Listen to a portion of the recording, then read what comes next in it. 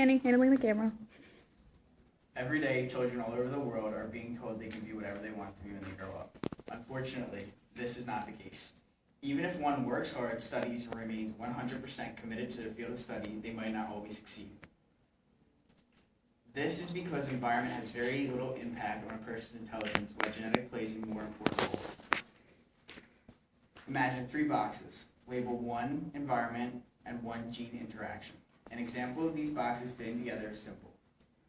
Imagine an infant being brought into this world with loving, caring parents who live in a great neighborhood with an excellent school district. But these factors can only bring their child so far. As he or she advances into their academic career, they might encounter difficulty and only make it so far. If the child had won the genetic lottery of intelligence, they might be able to advance even farther. This is environment and gene interaction. The heritability of intelligence is somewhere between 60 and 70%. So if the mother and father are both intelligent individuals, the likelihood of the child being bright is very high, even if the mother and father were not. I'm fucking this up. You were.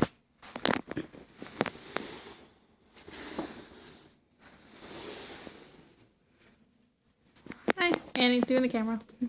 Every day, children all over the world are being told they can be whatever they want to be when they grow up. Unfortunately, this is not the case. Even if one works hard, studies, remains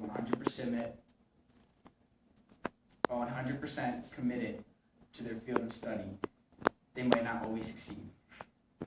This is because environment has very little impact on a person's intelligence, while genetics play a more important role. Imagine 3 boxes. Label 1 environment, 1 genes, and 1 environment and gene interaction. An example of these boxes fitting together is simple. Imagine an infant being brought into this world with loving, caring parents who live in a great neighborhood with an excellent school district. But these factors can only bring their child so far. As he or she advances in their academic career, they might encounter difficulty and only make it so far. If the child had won the genetic lottery of intelligence, they might be able to advance even farther. The heritability of intelligence is somewhere between 60 and 70%. So if the mother and father are both intelligent individuals, the likelihood of their child being bright is very high. Even if the mother and father were not bright, there is still a chance of their child being intelligent and vice versa, because genetics is still a lottery. So like seeing it in action. Non-European Jews and the Ashkenazi Jews are both Jewish sects in Israel.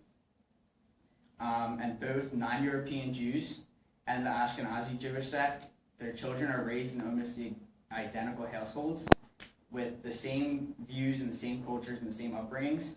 But it's proven that the Ashkenazi Jewish ethnical division is not only the most intelligent of the Jewish sects, but the Ashkenazi people throughout history have been some of the most smartest people that walk this earth.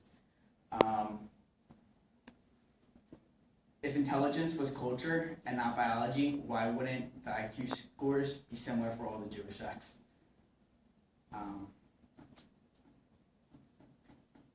The Ashkenazi actually have 12 to 15 point higher than their counterparts. And some of the famous intellectuals of that race is Albert Einstein, Sigmund Freud, and Steven Spielberg. Also, it's an intellectual lottery, meaning like genetics is still like random, but if both the mother and father are smart, then the likelihood of their child being smart is higher. Just like the same how everyone's not born a model, but like if you're 2 good-looking people, the likelihood your kid's going to be good-looking is pretty high. An environment won't hold an intellectual down. Intelligent individuals will almost always seek out intellectual environments. For example, Michelle Obama's mother was a housewife while her father worked in the water treatment plant. The family lived in a small apartment on Chicago's South Side, yet she still graduated from Princeton University and went on to Harvard Law School. So, why should you care about this? Most of you may have found this information interesting, but you might be asking, why should I care? Most of us plan on having kids or already have them, and most of us will likely want the best for him or her. Teachers sometimes downplay the importance of standardized tests, and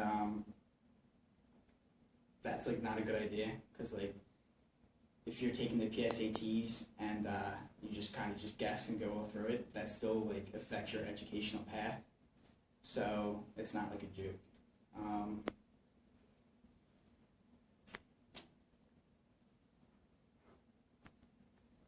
So although it's not evident that environment has like a massive effect on an individual's overall intelligence, it's still a contributing factor. So some parents may choose to not have a child tested for a learning disability or refuse their child from being put in remedial classes. Although yes, there are stigmatisms associated with these classes, they're designed to help your child and to keep them on track and hopefully help them to succeed and eventually get put into regular classes. I think that's I have a question. Why did you pick this topic? I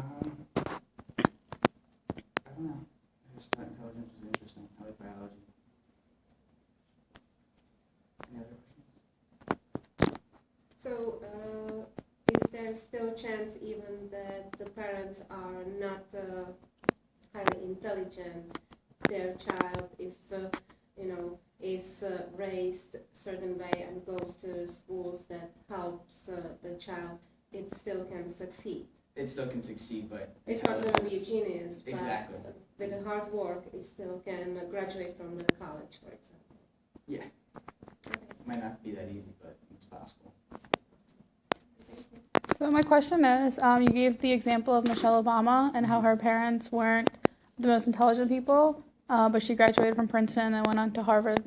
Doesn't that contradict kind of what you're saying, that genetics plays a big factor? Even if the mother and father were not bright, there's still a chance of their child being intelligent and vice versa, because genetics is still a lottery.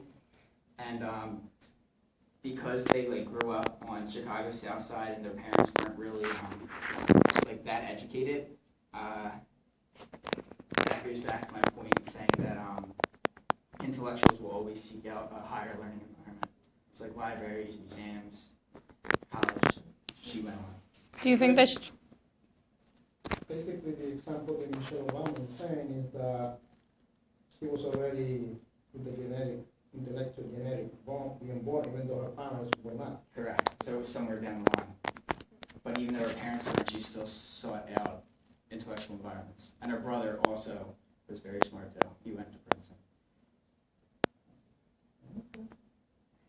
Cool. So thank you.